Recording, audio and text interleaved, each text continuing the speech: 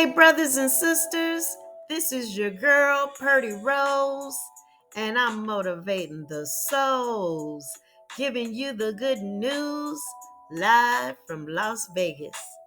Well, today it's 94 degrees, mostly sunny, so we can relax today, enjoy the day, take a little breather. We're going to be talking about part two part two of Relocation, God's Spiritual Faith Walk.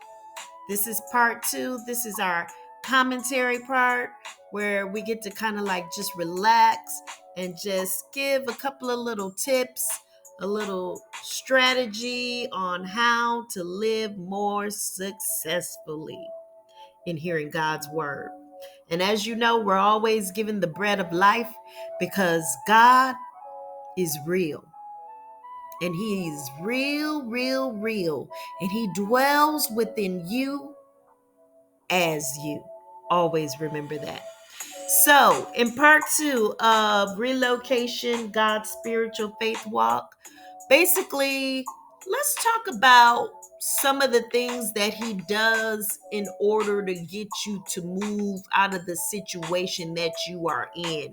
Like I said before, some of us, we are not able to hear him speak exactly to our spirit like Abram did.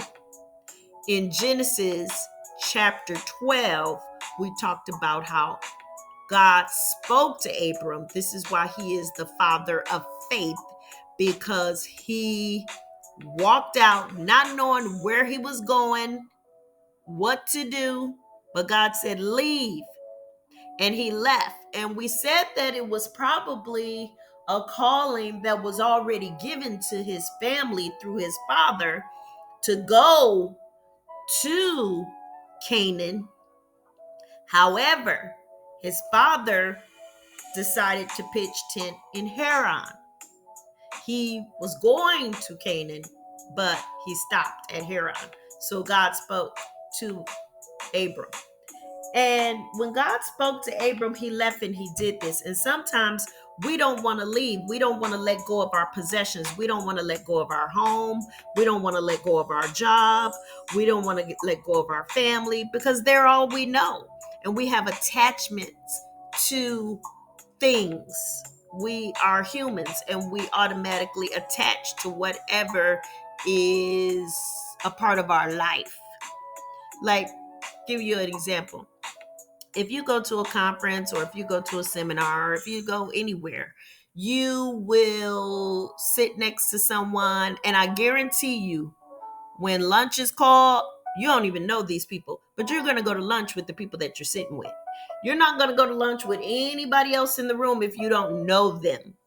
So immediately when we sit next to someone, we're attached to them. So, I'll go to lunch with you. You know, you don't even know this person, but you sat next to them. So now you're attached. Or, okay, I went to this class yesterday. I have this class for 6 weeks. I sat in the chair in the front, third row. I'm going to sit in that chair again the next day because you're already attached from yesterday. You're going to continue to sit there. And then what about when we drive somewhere, when we go to the grocery store or we go to the mall or wherever we might go, we're going to park in a certain area because we're attached. So we don't want to give up the things that we have. So you don't want to give up your job, but God is calling you to come off that job. God is calling you to be an entrepreneur. God is calling you to do something else in your career. God is calling you. That's why you're having all of these negative situations that are happening in your life. That's why you have all this emotional turmoil. That's why the boss is coming down on you. Nothing's going right. It's your fault. When everything used to be all good in the neighborhood. Those are the signs. Okay, what about at home? You know, it's just conflict, arguing, bickering, Everybody's up against everybody. Nobody's liking this person. Nobody's liking that person. It's conflict between your children, conflict between your wife, conflict with your mother, conflict with your father, conflict with your brothers and sisters. It's just conflict, conflict, conflict. Maybe it's time for you to get away. All right. And then now you got your home.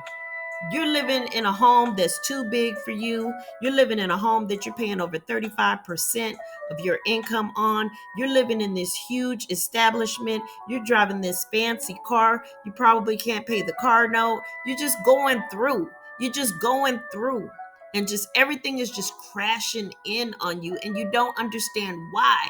And you're just like, God, take me away, get me away from all of this. I can't handle it. It's too much, because God is speaking to you. God is calling you. He wants you to come to him. He's knocking on your door. He's saying, listen, listen, listen. Sometimes we too slow. And God is like, man, these stiff-necked people, just like the Israelites, he told them many, many, many, many, many, many times, he would let them be free, oppress them. Be free, oppress them. Be free, oppress them. Because they did not listen. And he said, these stiff-necked people, because he gave us the will to do whatever we desire to do. But you got to listen to the calling. So when he has you on a spiritual walk, it's not going to be easy. Everything is not going to be handed to you like on a silver platter. But believe me, doors will be open. Okay? You will have to walk through them. Let me just give you some examples. I was talking to someone and they were telling me that the Lord called them out of Memphis to go to Dallas. And this is a huge faith walk for them. They've never lived outside of their area all their life. And as soon as something happens, we're ready to return back to where we came from. No, that's why it's called faith, because you got to walk out on your own and depend on him, not on people, on him, praying to him. God, I need your help. Give me the spiritual eyes. Give me the spiritual wisdom. Lord, lead and guide my footsteps. Speak to me. Tell me what you want me to do. When you're walking on that faith walk, you got to ask for signs and you got to ask for his assistance. For me, I've been on a couple of faith walks. I'm always on faith walks because I'm the lady of faith. I'm the godmother. So I'm the godmother of faith. So basically, I've relocated to a couple of different cities, and I've relocated from Milwaukee to Houston, Houston to Los Angeles, Los Angeles to Las Vegas. And then now I have done another bi-coastal run. And so now, after being gone for 26 years, the Lord is sending me back to Milwaukee. And I'm like, Lord, why am I going back to Milwaukee after 26 years? I just don't understand it. Like, this is just unreal to me. I just don't understand it. Like, 26 years I've been gone. Like, I left when I was 25 years old. I'm 52 years old now.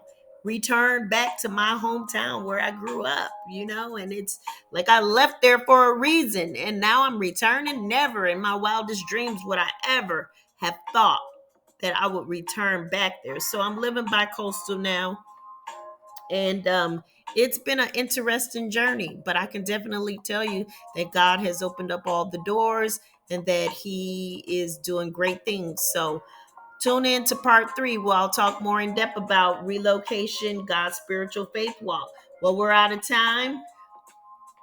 If you enjoyed this message, tune in next time by hitting the like button and subscribe for that daily bread to nourish your mind, spirit, and soul in standing firm on God's good news. God bless you.